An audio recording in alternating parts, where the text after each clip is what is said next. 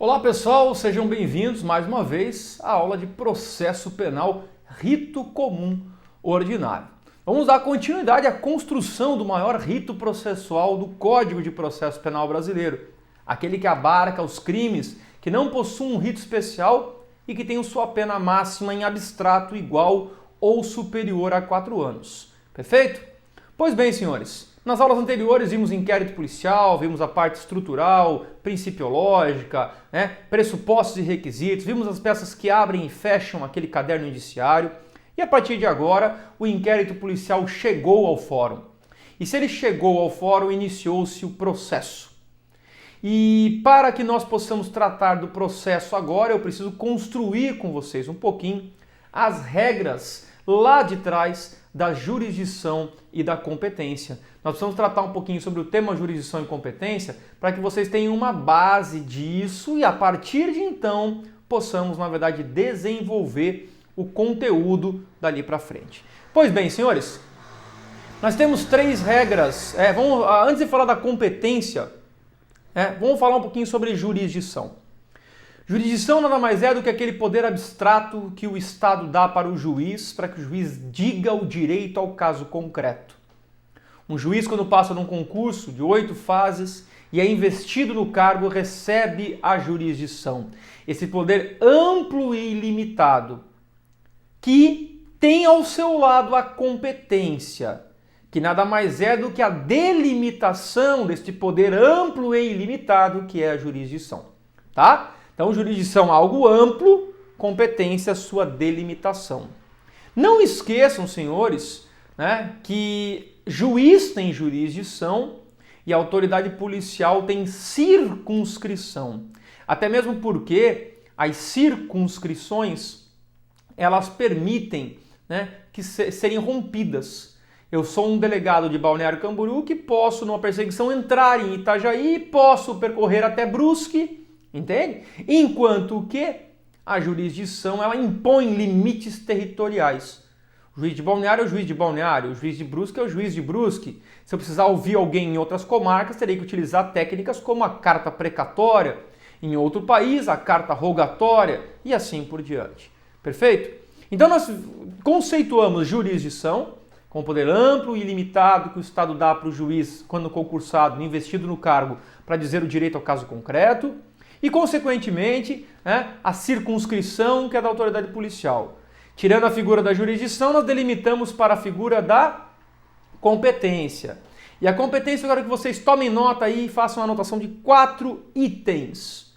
Tá? Escrevam lá, ratione loci, ou então em razão do local. Escreve e deixa assim. Pula umas 4 linhas. Escreve agora assim, ratione persona, tá? Em razão da pessoa. Ratione persona, em razão da pessoa. Penúltima, são 4, penúltima. Ratione materie, em razão da matéria. E lá embaixo, como quarta, você pode colocar competências auxiliares. Ratione loci, ratione materie, ratione persona e competências auxiliares. Tá bom? Agora vamos explicar uma por uma. Professor, eu tive dificuldade nessa matéria, eu não consigo compreender, eu só uso uma, eu uso mais de uma, eu uso todas. Pessoal, você pode usar todas.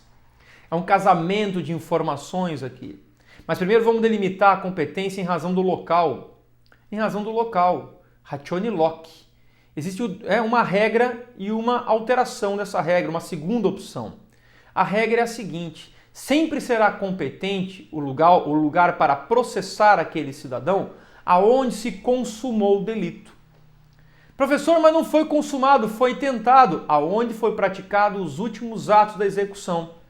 Onde foram praticados os últimos atos da execução. Então, ou é onde foi consumado o delito, ou aonde foram praticados os últimos atos de execução. Um roubo em Balneário, competência Balneário. Uma tentativa de estupro em Florianópolis, Florianópolis. Um homicídio em Brusque. Uma tentativa de homicídio em Joinville. Aonde consumou o delito ou onde praticaram os últimos atos da sua execução. Professor, e se eu não souber onde foi praticado o crime? Porque hoje em dia cometem-se crimes pela internet. Como que eu vou adivinhar? Bom, se você não sabe aonde foi praticado o crime, certo? Você vai então para a segunda opção da Ratione Loci, que é o domicílio ou residência do réu. Na verdade, isso é um absurdo, se for para pensar. Tinha uma razão de ser em 1941, com a edição do Código de Processo Penal, porque visava proteger os interesses, muitas vezes, das vítimas dos crimes contra a liberdade sexual, na época o estupro, que era de ação penal privada. Porque o senhor já parou para pensar que nos crimes de ação penal privada, tá? Nos crimes de ação penal privada, tá? Que é crimes contra a honra e crimes, né? Na época eram crimes sexuais, tá? Se você não soubesse, só nos crimes de ação penal privada, não soubesse o local de consumação do delito, você iria fazer no domicílio ou residência do réu. Só que não tem lógica, não cabe nas outras ações, não tem lógica. Porque pense comigo, eu sou morador de Balneário Camboriú, você me ofendeu e mora em Florianópolis, mas você me ofendeu pelas redes sociais, então eu não sei o local da consumação do delito, certo? Mas eu sei que você mora em Florianópolis, e aí eu posso optar, certo? Ou pelo local da consumação do delito, tá? Essa é uma exceção à regra, ou o domicílio ou residência do réu. Para pensar comigo, olha só, deixa eu explicar de novo isso aqui para ficar muito claro para vocês. Quando eu falo de competência Ratione Loci, em razão do local, a regra é lugar que consumou o delito ou praticou os últimos atos da execução, no caso da tentativa. Tá bom? Professor, segunda opção, se eu não souber, agora corrige porque eu acho que ficou vago na explicação anterior. Se eu não souber onde consumou o delito, domicílio ou residência do réu. Ponto. Se você me praticou um furto pela internet e eu sei que você mora em Florianópolis, eu vou te processar em Florianópolis. Aí eu acho válido. Se você me praticou qualquer crime pela internet que não seja de ação penal privada, eu posso processar você, já que eu não sei o local, no teu domicílio ou residência. Show! Aí vem a exceção. Agora, para ficar claro aquilo que eu expliquei antes, que não ficou tão claro como eu queria. Nos crimes de ação penal privada, e aí que eu digo para vocês que não tem lógica alguma, nos crimes de ação penal privada, mesmo que eu saiba o local do crime, eu posso optar por processar você no domicílio ou sua residência. E aí eu volto na explicação, ficou vaga realmente, que agora fica claro o absurdo. Porque se eu moro em Balneário Camboriú, você mora em Brusque, você me ofendeu a honra nos crimes, né, nas redes sociais, crime contra a honra e ação penal privada.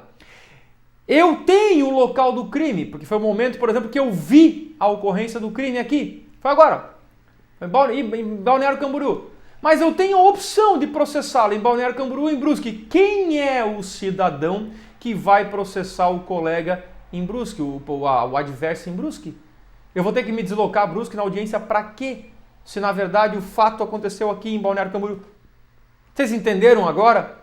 Ó, Ratione Loci, consumação ou tentativa. Não sabe, domicílio ou residência do réu. Ação penal privada, mesmo que eu saiba a residência, o local do fato, eu posso optar por domicílio ou residência do réu. E isso só cai em prova de concurso. Conseguiu? Ficou claro? No início ali eu estava fazendo a explicação, depois eu percebi que ela ficou confusa. Eu estava falando da ação penal privada, eu estava falando da exceção antes de falar da regra. Primeira regra, consumação e tentativa. Segunda regra, domicílio ou residência do réu. Crimes contra a honra, exceção. Mesmo que eu saiba o local, eu posso optar pelo domicílio ou residência do réu. Fechou? Ficou claro? Essa é a Ratione Loci. Professor, e depois tem a chamada competência Ratione Materie. Isso, em razão da matéria. Crimes contra a vida vão a júri. Crimes contra a mulher vão à vara da violência doméstica contra a mulher. Crimes de menor potencial ofensivo vão ao juizado especial criminal. Crimes militares vão à vara castrense, à justiça castrense. Tá vendo? Dependendo da matéria que se trata, vai para uma vara especializada. Então, além do meu crime de homicídio ter sido em Balneário Camboriú, local do fato, vai ser na primeira vara criminal, porque é a vara responsável pelos crimes dolosos contra a vida. Já usei duas competências. Fechou? Terceira regrinha de competência. Ratione persona. Em razão da pessoa, em razão da condição que você exerce, você terá a prerrogativa da função. E aí acaba por muitas vezes ganhando o tal do foro privilegiado. Vamos falar um pouquinho da prerrogativa de função, é diferente, tá? Mas para a gente entender. Cai muito assim, né? Ah, professor, ministros do STF, presidente da República, tem competência diferenciada, desembargadores do Tribunal de Justiça, né? Prefeitos e vereadores, tá vendo? Cada um vai ter uma sequência, né? Deputados estaduais, deputados federais, eles têm regras diferentes para processamento. Mas o que cai muito em concurso público? Cai a pegadinha do juiz e do promotor. Juiz e promotor de justiça que cometer, anota aí, qualquer tipo de crime. Não interessa se é doloso contra a vida, se não é, se é contra o patrimônio, se não é, se é sexual, se não é, qualquer tipo de crime, será julgado pelo Tribunal de Justiça do Estado onde exercem as suas funções. Olha que loucura! Um promotor de balneário que vai a São Paulo e mata alguém será julgado no Tribunal de Justiça de Santa Catarina. Professor, mas tu acabou de falar da competência ratione materia e não vai a júri? Exceção. A ratione persona, ela se sobrepõe à matéria. A competência em razão da pessoa é delimitada e se sobrepõe à matéria e ao local do crime. Promotor de justiça que matou o jogador de basquete na praia do Guarujá, São Paulo. Crime, homicídio. Local, Guarujá. Função, promotor. Julgamento, Tribunal de Justiça de São Paulo. Conseguiram pegar? Ratione persona. Juízes e promotores. Cai direto em concurso público. Tá? Sobrou o que para nós? Sobrou ainda as chamadas competências auxiliares. Então nós falamos ratione loci, ratione materia e ratione persona. E agora as auxiliares. As auxiliares funcionam assim. Competência por distribuição, quando tem mais de um juiz competente para, né, designação daquele ato. Então o cartório distribui. Né? Competência por prevenção. O que é a prevenção? O juízo prevento é o juiz que tomou conhecimento por primeiro daquele fato. E aí eu quero que vocês compreendam, né, que a prevenção ela se opera antes mesmo do inquérito policial ser concluído. Cai muito em prova de concurso dizendo que prevenção, juiz prevento, só após o recebimento da denúncia. Mentira, tá? Na fase policial, você, delegado, pode me pedir, por exemplo, uma busca e apreensão. Foi delimitado um juiz que deferiu a busca e apreensão. Esse juiz se tornou prevento. Ele vai julgar o pedido de prisão, ele vai julgar o receber da denúncia e assim por diante. Professor, mas agora a gente não tem o juízo das garantias? Está suspenso, né, por ação declaratória de inconstitucionalidade, está travado no STF lá, tem umas ações tramitando, né? Tem ação de inconstitucionalidade, tem ação declaratória, tem algumas ações tramitando, tá, que suspenderam alguns artigos da mudança do Código de Processo Penal. Então o juiz das garantias ainda não está funcionando, certo? Que seria um juiz que cuidaria somente dessa parte, até o recebimento da denúncia, depois a instrução ficaria a cargo de outro magistrado. E para finalizar as competências, jurisdição e competência, nós temos que tratar da competência auxiliar chamada conexão e continência. Anota aí que tem uma pegadinha fácil de você anotar. Conexão, junção de fatos. Continência, regra geral, junção de pessoas. Normalmente na continência eu tenho duas ou mais pessoas praticando um ou mais crimes, mas as pessoas estão unidas. Estão continentes. E a conexão é a junção de fatos. Eu estupro a vítima, eu mato a vítima e eu oculto o cadáver da vítima. Eu tenho uma relação costurada entre os três fatos. Não tem lógica abrir três procedimentos. Não tem lógica cada procedimento ir para um lado. Eu responderia um único porque eles estão conexos.